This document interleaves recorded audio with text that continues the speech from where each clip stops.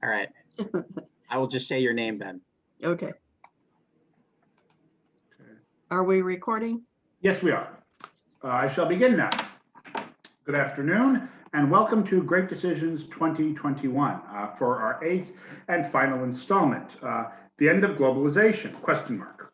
First, I would like to announce that this lecture series is a collaboration of the League of Women Voters of Tyler Smith County, the American Association of University Women, the AAUW of Tyler, the Tyler Public Library, and the Foreign Policy Association. We are honored today to have as our speaker Professor Amentahru Wahlrab of the University of Texas at Tyler. Professor Wahlrab is an associate professor in the Department of Political Science and History at the University of Texas at Tyler. He teaches graduate and undergraduate courses on the politics of Africa, theories of nonviolence, and international political economy.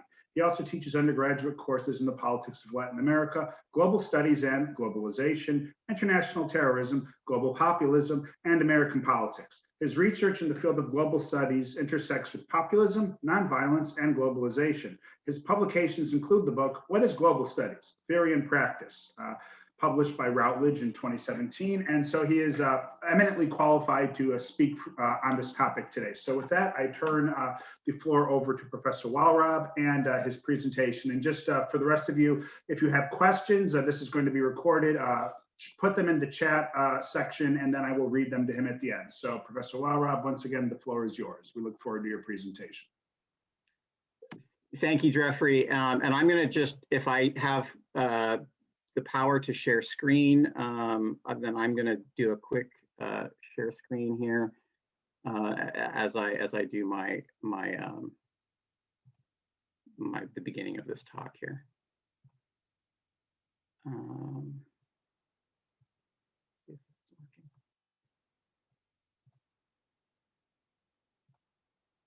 Okay. And I haven't mastered this PowerPoint thing, so I apologize for that, for any of the missteps that will occur. But again, I just want to thank you, everyone, and I'm brief introductions here, brief thank yous here. The title of this talk, as you know, from reading, if you did read the Foreign Policy Association's handy little book, was given to me. So The End of Globalization is the title that I'm presented with and will be addressing today. For those of you who are listening to this talk and who have not heard me before, welcome and thank you. For the rest of you, why didn't you warn them away? But honestly, welcome back and thank you all for being here today. I would also like to thank formally Dr. Jeffrey Crean and from the Tyler Junior College, Marilyn Wills from the League of Women Voters, and Dr. Tammy Burnett, who's a department chair of healthcare technology and medical systems at Tyler Junior College, as well as all the other folks that Marilyn mentioned a moment ago, and of course the Tyler Public Library. And as always, I just want to say thank you all for coming today. As I mentioned, this talk title was given to me. However, the subject matter and many, if not all, of the debates are familiar to me. In some ways, I can even map my own biography along with major events in the globalization debate. In fact, one of the major milestones in the globalization debate occurred during my first year in college, the implementation of the North American Free Trade Agreement.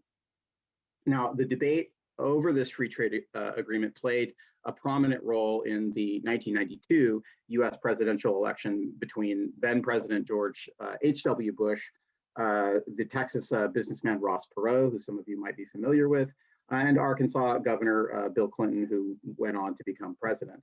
But Perot's famous quip that the passage of this FTA would produce a great sucking sound as jobs drained out of the continental US is probably still memorable, especially to those of you who have been coming to the Great Decision series for a while now, who probably have longer memories than most of my students. So as I said, my first year as an undergraduate student saw not only the implementation of NAFTA, but also the rise of global protests against this newly adopted buzzword, globalization. Most memorably, peasants in the Chiapas region of Mexico. Let me just see if I can do some images here. So we've got the passage of and signing of the NAFTA, which again is the sort of trade agreement between the United States, Canada, and Mexico. And then we see in 1994, with the implementation of NAFTA, the rise of the Zapatista Liberation Army. So what was interesting, though, is that this peasant uprising in Mexico dramatically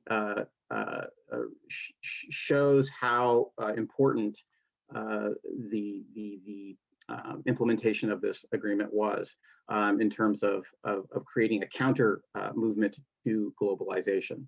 So they announced the Zapatistas announced their protest using the unusual format of the internet, their unique use of the internet to make their voices heard, and the fact that they used a global network of activists to spread their voice around the globe using this new technology, this information and communication system.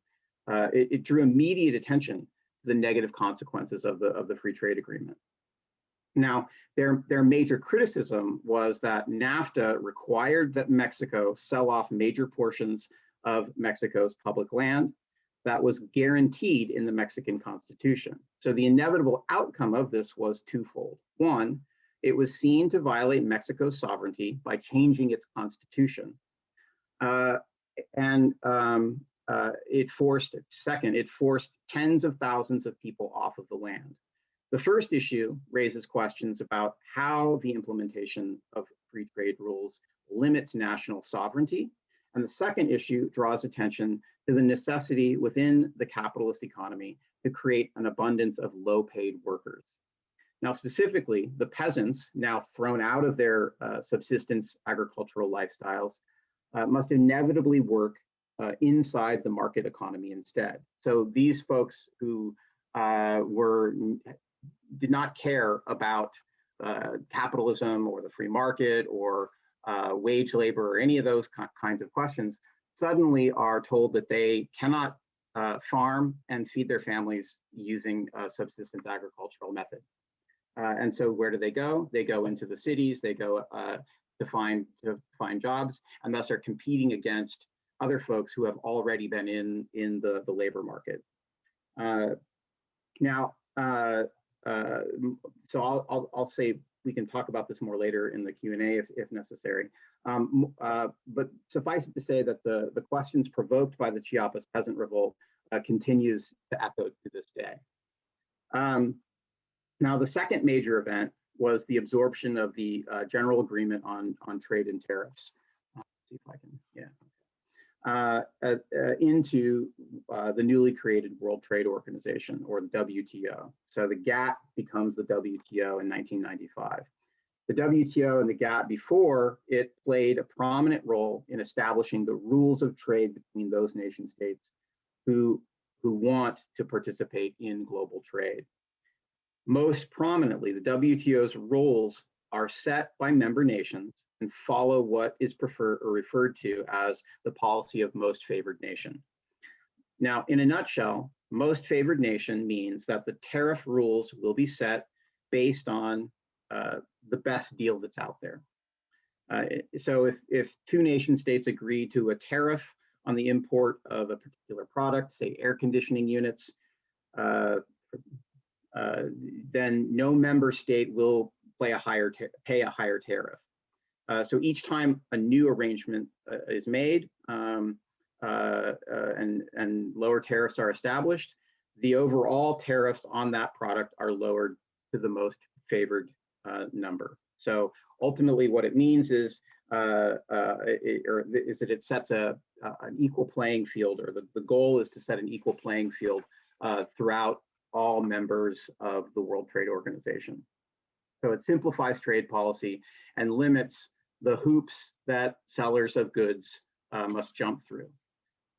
Further, this is really important, is that the WTO has the ability to adjudicate disputes if someone is accused of violating rules established in the various WTO trade meetings. and the trade meetings are not necessarily conducted on a regular basis. Each round, some of the rounds the negotiating rounds can last, years and years and years. And they don't always succeed. The most recent round failed, for example. The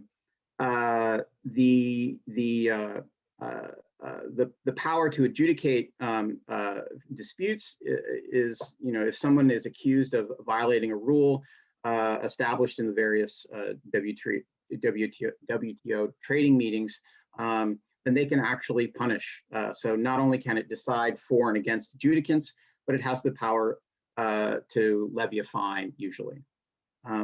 Thus, there are both carrots and sticks available to incentivize appropriate member behavior.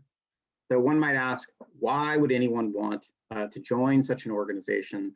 But those who work in business, for example, have found that rules are essential for running businesses. If you think about it, reliability and stability of rules helps when planning for the future. There are plenty of variables that are unpredictable, so adding predictability is seen as a good thing.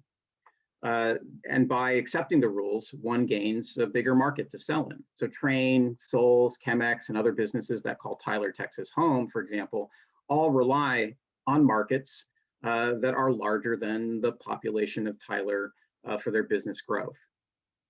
So, and again, as I mentioned, the story of Chiapas, of the Chiapas peasant revolts, indicate, however, that not everybody is happy with these new rules of the game.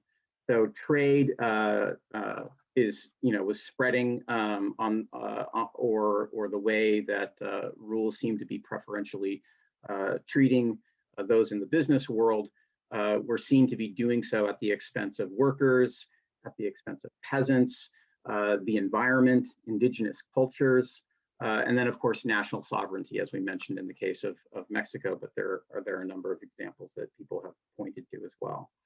Now, what's interesting is that at this time, we start to see the rise of not just the Chiapas and the Zapatistas uprisings, but we also see folks from around the world, and often they will cite the Chiapas uprisings and the sort of what is referred to or begins to be referred to in the 1990s, late 1990s, as the anti-globalization movement.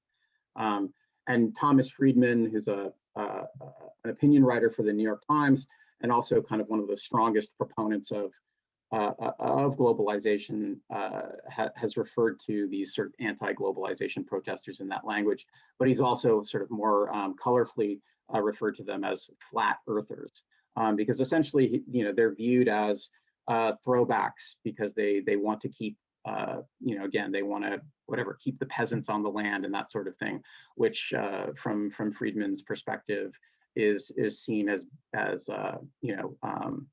hindering progress and development.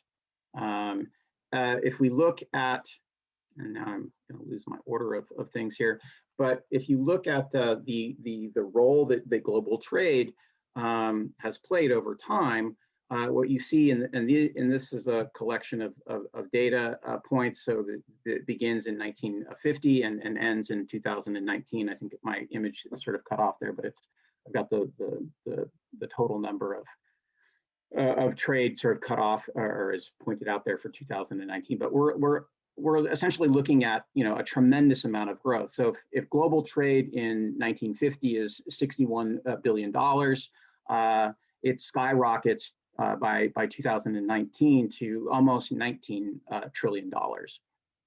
And this is just a tremendous amount of growth.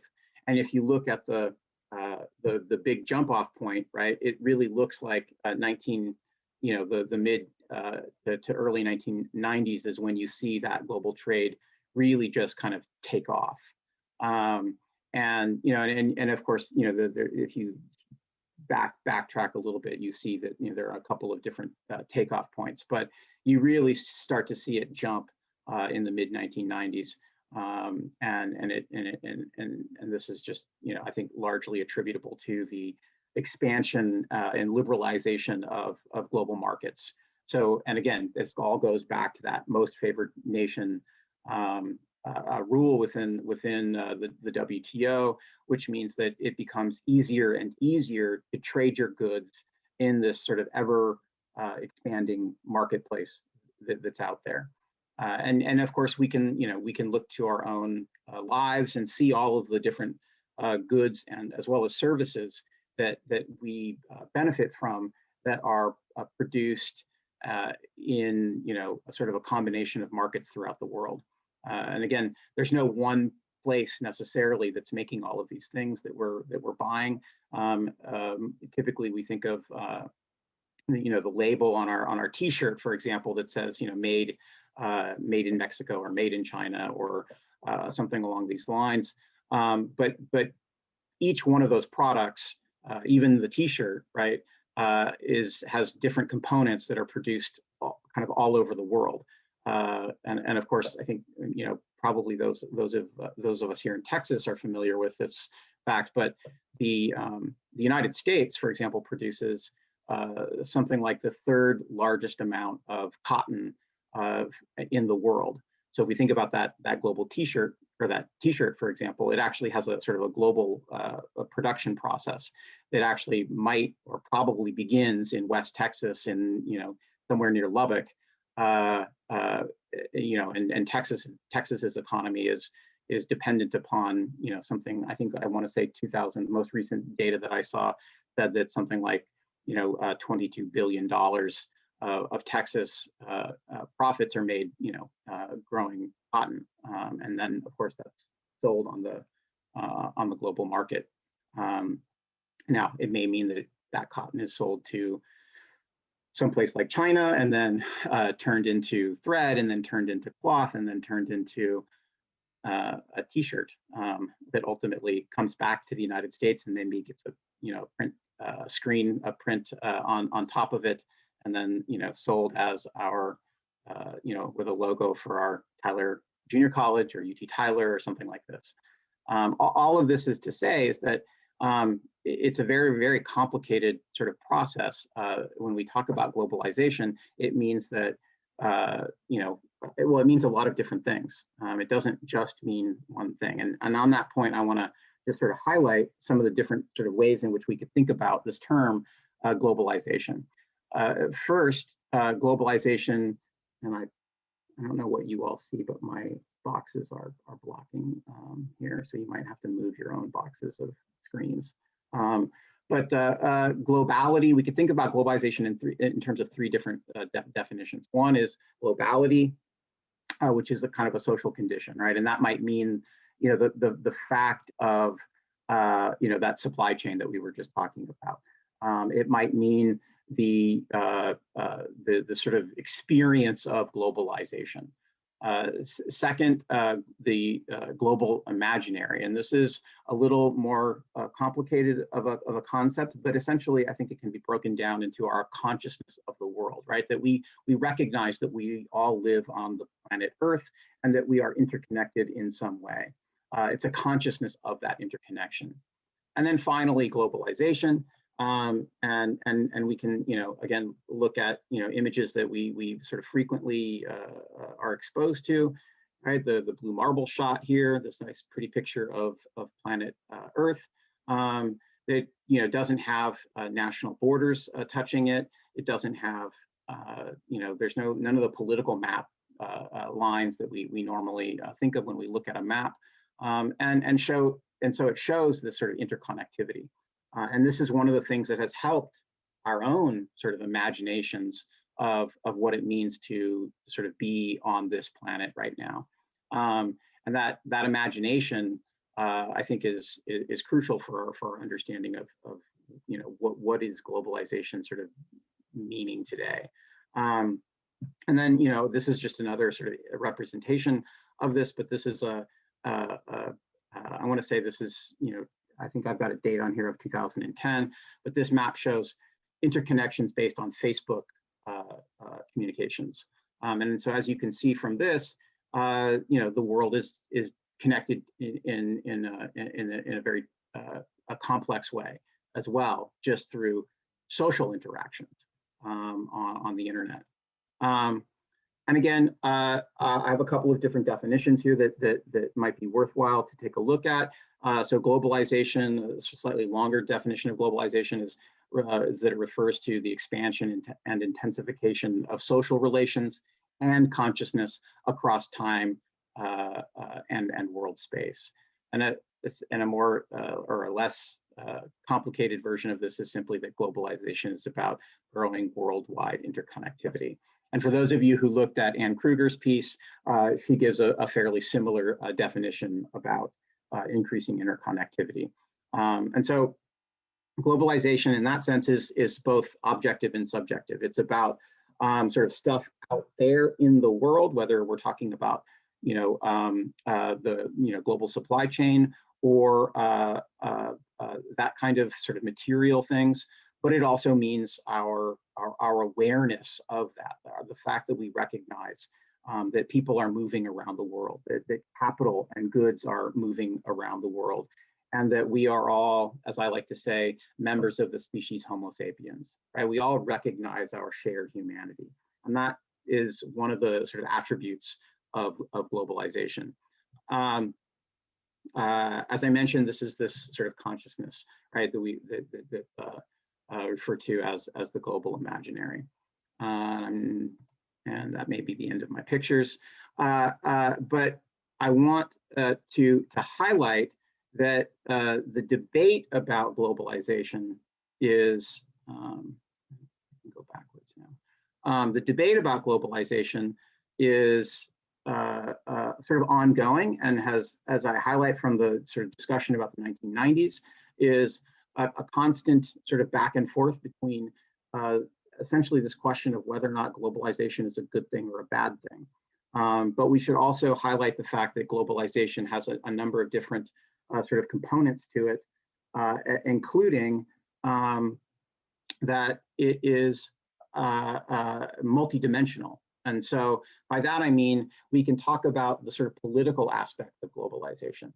We can talk about the economic aspects of globalization. We can talk about the environmental aspects of globalization. We can talk about the cultural aspects of globalization.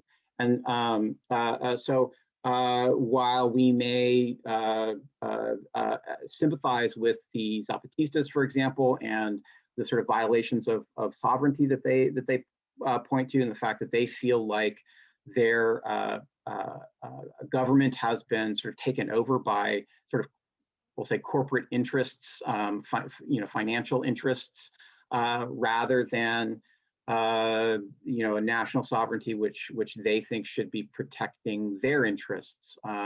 Globalization seems to be sort of prioritizing, as I think as one of the slogans that you might be familiar with says, profit over people. And so there's this sort of political dimension that is important in terms of this debate, because it's where much of the I guess decisions about the shape and future of globalization actually takes place. So if movements come together and they say, well, free markets are acceptable within some kind of limits, might be one position. And so what that means is that we could limit free trade so that we have protections for the environment or for workers, or establish some kind of agreement globally about, should workers get paid a minimum wage? Should there be certain standards within factories that must be met in order for goods to be traded globally? Again, going back to sort of a combination of new rules, perhaps within the World Trade Organization, so that limitations are agreed and practiced by maybe every corporation, as well as enforced by individual nation states. And that, of course, if you see how that conversation goes, ultimately begs a question about the debate over globalization in terms of, is it violating sovereignty? Is the nation state fading away, perhaps, because corporations are having incredibly increasing amounts of power, both in terms of their financial stakes and the profits that they are making, which in many cases are larger than the national gross domestic products of nation states, and thus have sort of the power that goes along with such huge profits.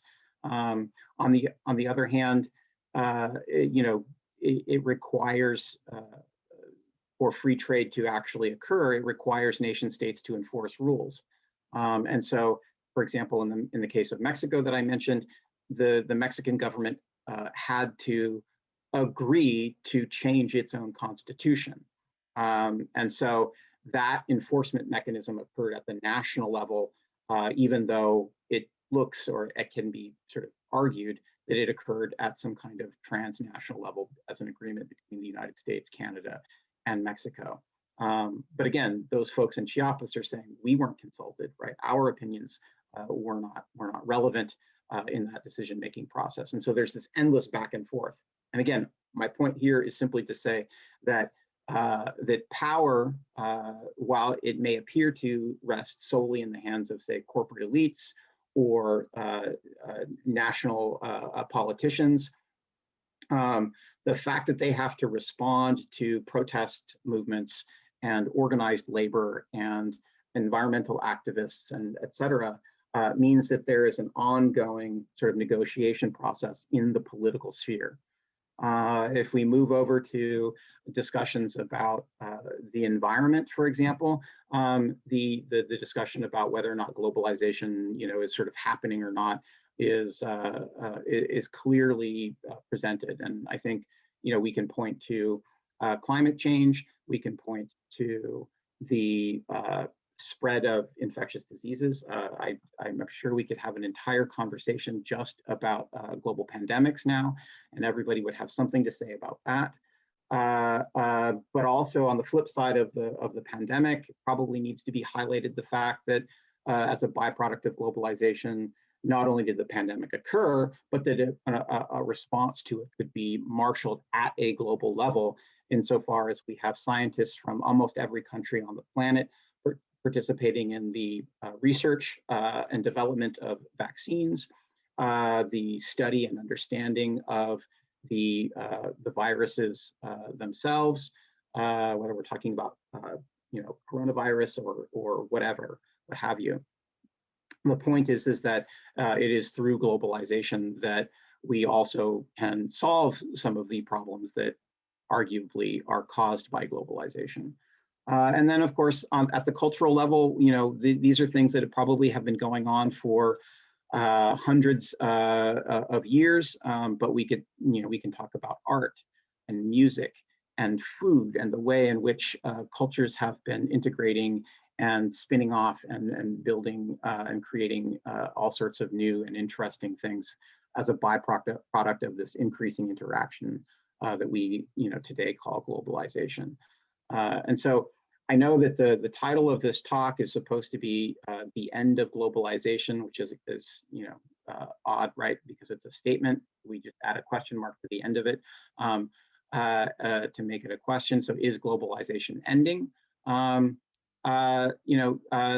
I would say that globalization is sort of in a constant process of evolution and transformation, and that people have a significant say in the shape and direction of globalization in the future. Now, if you ask me simply to answer the question, is globalization ending? My sense of that is that the answer is no, and that there's lots of empirical evidence that's out there that we can point to. But I see that my time here is up. So what I want to do now is turn it over to the question and answer portion of this talk, Great Decision Series. Dr. Crean, I think I'm handing it back to you, hopefully at an appropriate moment. Very good. Yeah. Still controlling the screen. Oh, do you mean to stop? I can stop. Yes. Yeah. So give us back our screen. Thank you. Yes. Perfect. Excellent. You have Thank real you, control Dr. now. Wahlrab, for that most enlightening and entertaining presentation. Remember, for those of you in the audience, if you have any questions, place them in the chat box, and I will relay them to our guest of honor. In the meantime, I'll begin the questions on my own. So when people talk, whether in academia or journalism, about globalization, what is globalization? They often refer to the free movement of goods, i.e. free trade, free movement of capital, free movement of people. And that relates to immigration. And I want to bring that up in terms of NAFTA. I'd like you to explain, because though we tend to think of Mexico immigration together as kind of a word association thing, immigration from Mexico migration has been net negative since the crash of 2008. More have been going from the US to Mexico than the other way around. The peak years for migration from Mexico to the US was roughly the decade plus between the inauguration of NAFTA and the real estate bubble bursting. And a lot of that was motivated by the fact that Mexico had to undo its farm subsidies and stuff and open up its corn market, which affected small farmers of corn, drove them off the land, and then they would go either to cities, to factories in Mexico, or to the United States. So I was wondering if you could talk about the effects of globalization on migration across borders. Yeah, and I think that's a really fantastic question, Dr. Crean. Thank you. I think that, and I don't pretend to be an expert on NAFTA or trade, but what my sense of this is that what you see happening is a little bit like what I described in terms of the uprisings in Chiapas, right? Is that suddenly what you're faced with is that people who had previously been able to sort of fend for themselves within Mexico were suddenly forced to compete with, and it's slightly different because now it's about competing at a kind of at least a regional level, if not a global level, right? Because what ends up happening is that Mexican farmers are now competing with American farmers. And it turns out that, and I'll just sort of plug a really sort of wonderful and extremely well-written book that I sort of tapped into a little bit in my presentation by Pietra Rivoli. And she's a professor of business, and she's got this fantastic book called The Travels of a T-Shirt in the Global Economy. And she actually sort of traces out what she calls the virtuous circle in terms of the role that the U.S. Research and development, taxpayer money, land grant, universities, petrochemical companies, and a variety of other sort of what we'll call benefits of sort of working in the United States actually accrue. And that is, you get genetically modified corn seeds, for example, that can resist certain weather conditions or are ready to be planted and are resistant to insects, or they're resistant to insecticides, so that you can spray Roundup on top of your corn without killing your corn, but it kills all of the weeds and insects that are threatening to it. The Mexican farmers don't have they have the access, they could buy these things, but what they don't have is all of the other sort of federal regulations that go along with making sure that the farmers, have the ability to actually implement those technologies, whether it's seeds or it's Roundup or whatever, in such a way that makes it so that what they produce is at a much higher yield. It is a better quality, and in terms of quality, it's not just that it is a better quality, it's that the Food and Drug Administration and various other sort of regulating bodies within the United States have the ability to certify that corn really is as good as it is. And what that means is that when you're a producer of something that is a byproduct of corn, you're looking around in the global market and you say, where's the best corn coming from? Well, it's coming from California, or sorry, it's coming from Nebraska or wherever it's coming from, right? It's coming from the United States.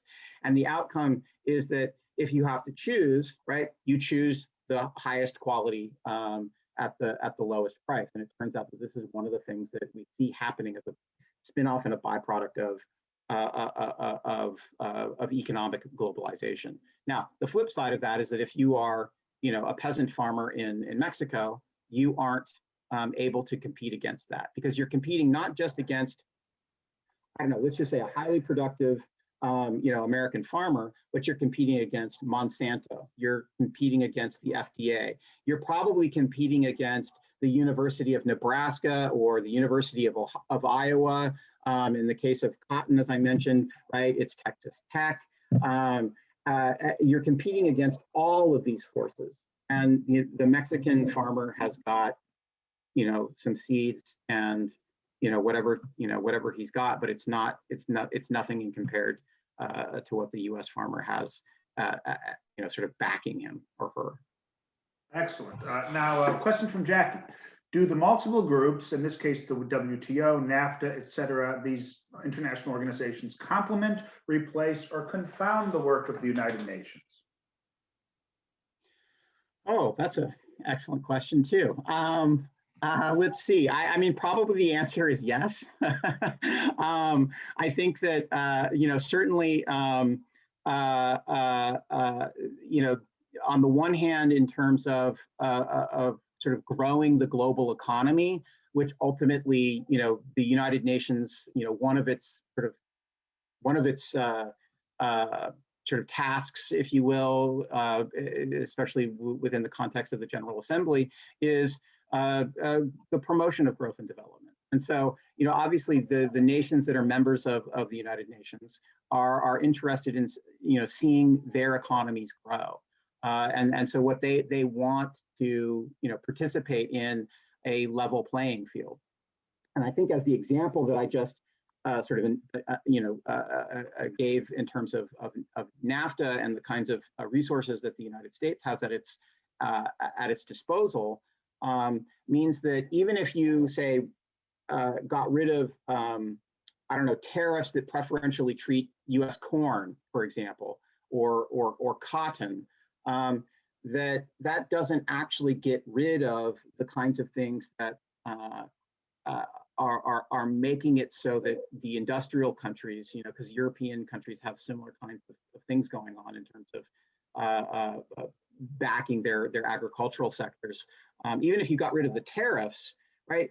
Say, Burkina Faso or some other cotton growing country in West Africa is going to still be faced with the fact that the United States taxpayer is funding all of these land grant universities across the United States, which spend a lot of their resources developing new seeds, new chemicals, new ways to grow food and develop industry within those countries. Excellent. Oh, so excellent response. Yes, and I should point out that in terms of the European Union and their own farm subsidies, it turns out that Finland is a net exporter of sugar. Finland, a subarctic nation, and that shows how subsidies can distort the system and affect sugar growers, say in Africa or something, which would want to trade with Europe. Question from Marilyn Wills. Globalization seems like a Pandora's box in the sense that once opened, it will be difficult to, quote unquote, go back. I presume management of globalization is absolutely critical. Are most countries sophisticated enough to do what is needed? And is the US managing globalization at a reasonable level? Yes, it certainly seems like it's hard to put whether it's Pandora's box or as I was always told, putting toothpaste back in the tube, right? How do you do that? It seems unlikely. And I'll give you an example, right? Like and without sort of stumbling into the political, but I'm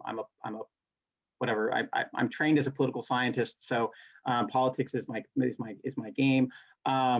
The rhetoric that you saw in the both in terms of the 2016 presidential campaign in the United States, there was a lot of discussion about should we impose tariffs on the importation of manufactured goods into the United States. because we want to grow or regrow our manufacturing base here in the United States, and again, ultimately put Americans back into factory jobs. And if you look at the history of this debate, it's been going on for decades now. At least since the 1960s and 70s. And typically what we've seen is that there's very few ways in which we've managed to sort of keep those jobs on the one hand in country, but on the second level, even when we do keep them in country, we end up mechanizing them considerably. And so even if we start building more sort of, production sites here in the United States, they will probably be done by robots anyway.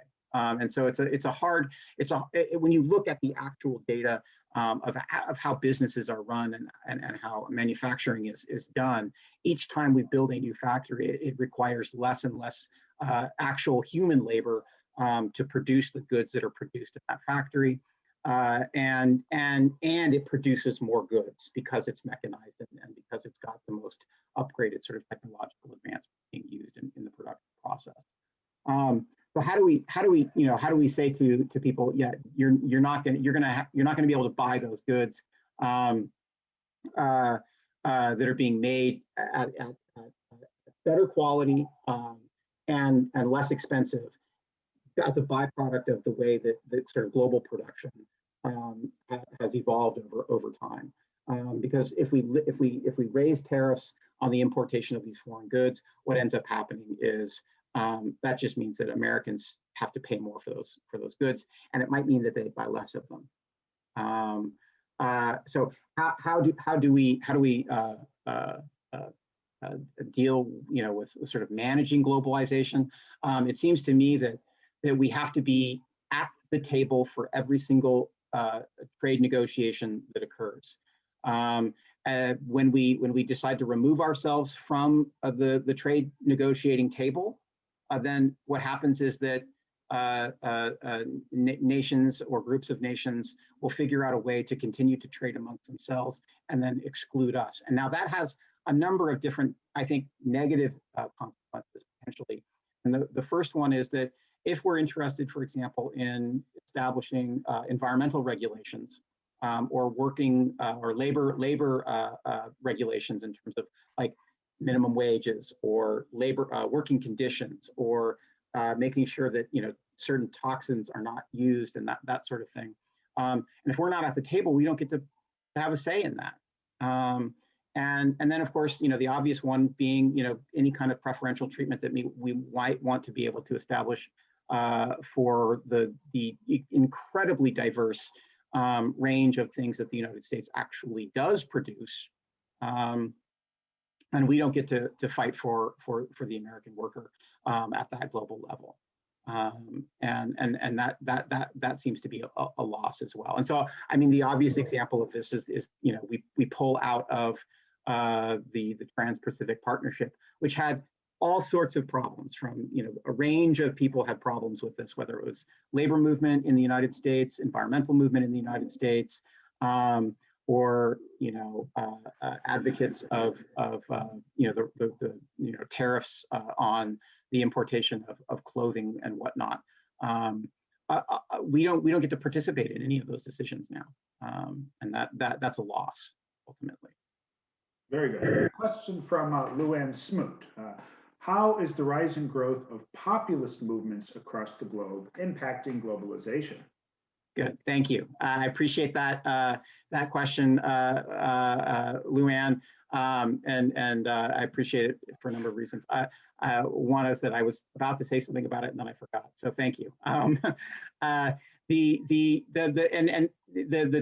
2016 sort of election, we see the rise of one of the sort of manifestations of this global populist sort of movements, both on the right and on the left. Brexit would be the other sort of example that gets a fair amount of attention. But I think that if you look at almost every region of the world, you see huge amounts of sort of what we would call populist sort of anger and backlash against globalization. And this is, I think, for a number of reasons, the sense is that people, the average person, is not benefiting in the way that globalization, or economic globalization in particular, sort of promises. And then, of course, you have politicians who are willing to step in and, how should I say, speak to that sentiment. And there are a number of different ways in which politicians can speak to the pain and suffering that average people are feeling.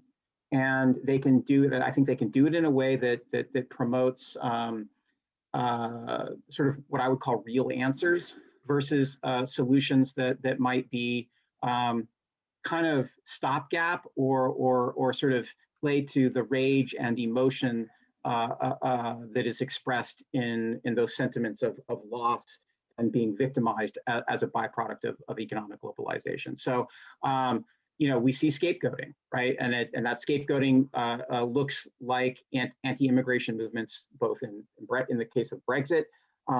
We see it on the rise in a number of countries throughout Europe.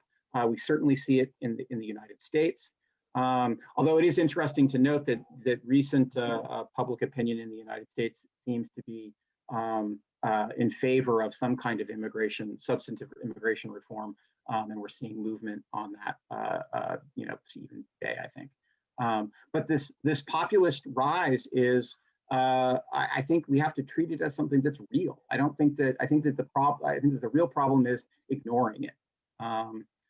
If we don't sort of deal with the actual substantive problems that are being addressed, whether that's, I'm worried about, what my kids are going to do. I have a 5-year-old. What kind of career or employment or future is in store for him? And what are the systems that are being, or institutions or policies that can be put into place that are going to make his life better than mine? Which, if you were born in the 40s and 50s, right?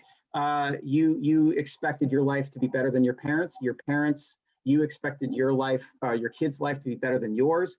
And now we're entering into a phase where sort of, it seems like that's not the case anymore. That in fact, it might be a downward spiral. So what are we doing about that as a society? And I think that these are real, like, serious and hard questions that we have to figure out a way to have a conversation about without scapegoating. When we scapegoat, we don't actually solve the problem, right? That's the whole point of a scapegoat, is that you can slaughter it and you don't actually have to deal with the problem at hand. Excellent. I'll have a question of my own here. I'm glad you mentioned culture and globalization of culture. I was wondering if you could talk a bit about that, examples of that, impact of that in recent times. Going back to the Cold War, the French, leftists, intellectuals, and others talked of Coca colonization, the dual impact of Coca-Cola in Hollywood on their local cultures. And of course, it no longer is unidirectional now. You have K-pop, you have anime, you have all sorts of, other sorts of things from other countries spreading in their regions and around the world. So I'd like you to talk for a little bit about cultural globalization. Yeah, excellent. When I have so in my classes, I often have a lot of these days I have a lot of students from African countries, and often they will express a considerable amount of what Dr. Crean has just referred to as the French thing, but there's a similar kind of sentiment now, and that is, whatever, and the French are still doing this today, right? Like, our language is being ruined, our movies are being ruined, everything is being ruined by Hollywood and Americanization.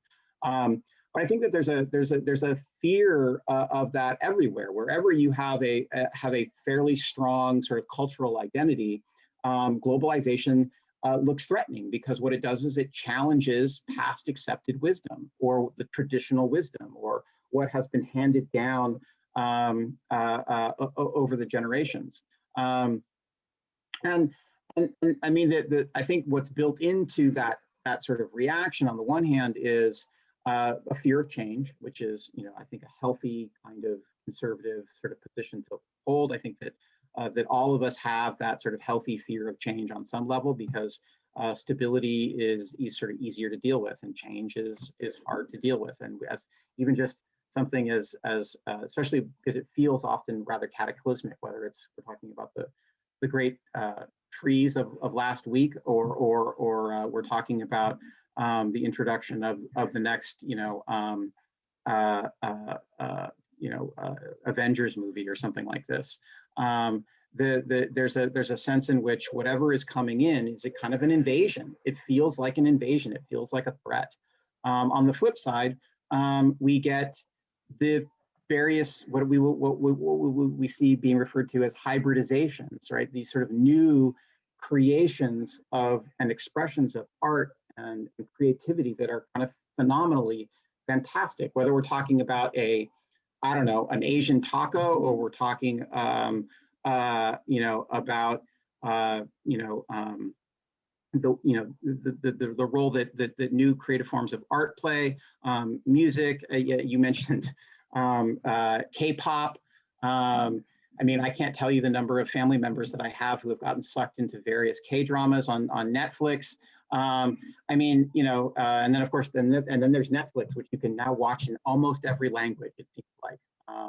So I don't have I'm not sure I have the answer that you want, Dr. Crean, but all I can say is that it's everywhere. And this is I think this is one of the ways in which we can think about the phenomenon of globalization, both in terms of sort of its material reality, but also on its, for lack of a better term, its disembodied sort of aspect, right? That we can communicate with people all over the world via the internet, that we can share ideas, that we can sit here, have this Zoom talk, and as we talked about before this thing started, you've been bringing in speakers from all over the place, even outside of the United States, right? To present at our local Tyler library, which I think is kind of just, it's fantastic and amazing. And and again, not to say that it's not scary also, right? Like any kind of difference and change is going to feel scary, but the outcome is, and again, if you look at history,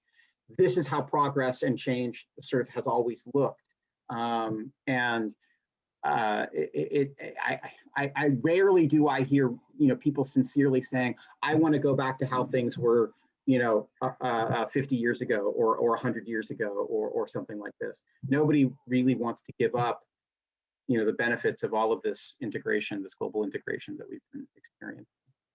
Very good. So I would like to also bring up another example musically is related to, you mentioned your African students. If you think of a kind of a very popular center of pop music there is from the Democratic Republic of Congo. And if you listen to Congolese pop music today, it sounds a lot like Cuban music. And this has a lot to do with the fact that in the 1970s and 1980s, tens of thousands of Cuban soldiers served in Angola, protecting their government from American-backed rebels and South African invaders. And so that completely changed Central and Southern African pop music, which is, it produces great stuff. But of course, if you're a local musician in Zambia who's being crowded out by people from Kinshasa and their music, it may not be a great, you may have your own worries about that. So.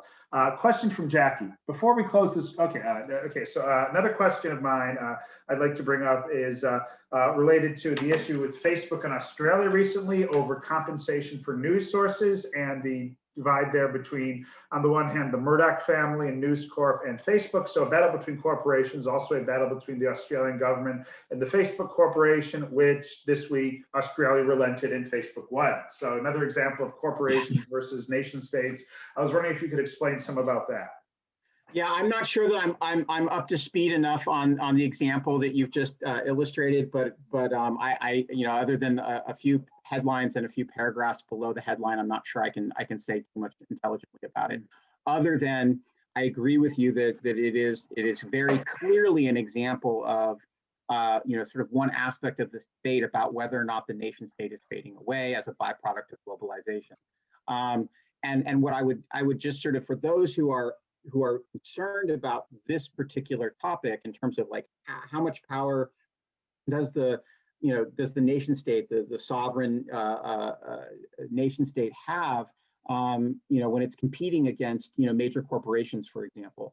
I would just submit to you that the Australian sort of case is probably got defenders and opponents within Australia itself. And so part of the defeat is probably a byproduct of contingent social forces or opposing social forces within the nation state. On the other hand, I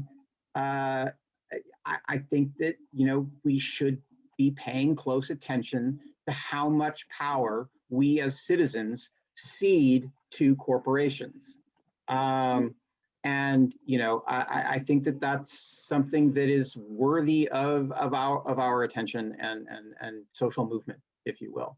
I did want to say one more thing about the music thing. I know this is the problem with it. I always want to keep going, but the music thing is really interesting because it transforms and produces new participants in those movements. So even though you have people who are saying, "Oh, my music is now being sort of crowded out by this other music," the fact is that no music stays the same over time.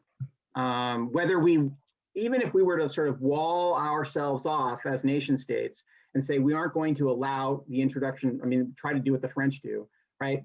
The outcome is that we are still influenced by each other and change occurs. So which voices of I want to keep things the same do we listen to is sort of one of the questions that I think we inevitably have to ask when we're talking about hybridization and cultural sort of homogenization or whatever. Very true. Even in the French case, you have, say, their great 1960s directors like Jean-Luc Godard, who's very anti-American politically, but his first film, Breathless, begins with his lead character, his lead actor, staring at a picture of Humphrey Bogart. And so, and much of great French cinema was inspired by film noir from America. So even they have this love-hate relationship with U.S. culture. You have to have somebody to argue with, otherwise you're not doing anything, right? Yes. And on that note, we will end this eighth and final segment. I would like to thank the audience, both those of you who are here and those of you who watch on YouTube, for making this happen and for making this worthwhile. I'd also like to thank our speakers today. Amentahru Wahlrab, also in previous sessions, David Fields, Christine Blackburn, Gregory Gauss, Gabriella Marin Thornton, Rob Hubert, and Stephen Stein. I am Jeffrey Crean. I've been your host for these last 8 weeks and your presenter for the first week. And I would like to say goodbye to everyone and thank you for participating and for making this so worthwhile and hopefully entertaining and educational for all of you. Thank you, Dr. Crean. Thank you, Dr. Crean. I want to also, since this is our last one, I wanted to especially thank you, Dr. Crean. You have done a brilliant job of bringing incredible speakers, including today's, and we really appreciate it. And I think Jackie wanted to say the same thing because, yes, as you know, in the the chat box. So, Jackie, do you want to say a short word? What's posted is before we close this year's Great Decisions, I would like to thank Dr. Crean for obtaining such outstanding speakers for this year's event. I have my sound on now. I just want to thank not only Dr. Crean, but Tammy Burnett at TJC and the library staff and everyone who's put this together. When we started planning this, it was sort of, doom and gloom. Can we really do this? And I think it's been incredible. And to be able to have speakers from literally global speakers, since we had one from Canada, I can say that, has just been remarkable. And for those of us who are no longer in academia, this is such a great experience that we don't ordinarily have, to be able to have access to this kind of dialogue. And we appreciate it very much from AAUW. You're here. Okay, thank you very much. And with that, I guess we shall conclude this segment and this year's edition. See you next year in 2022, hopefully under very different circumstances.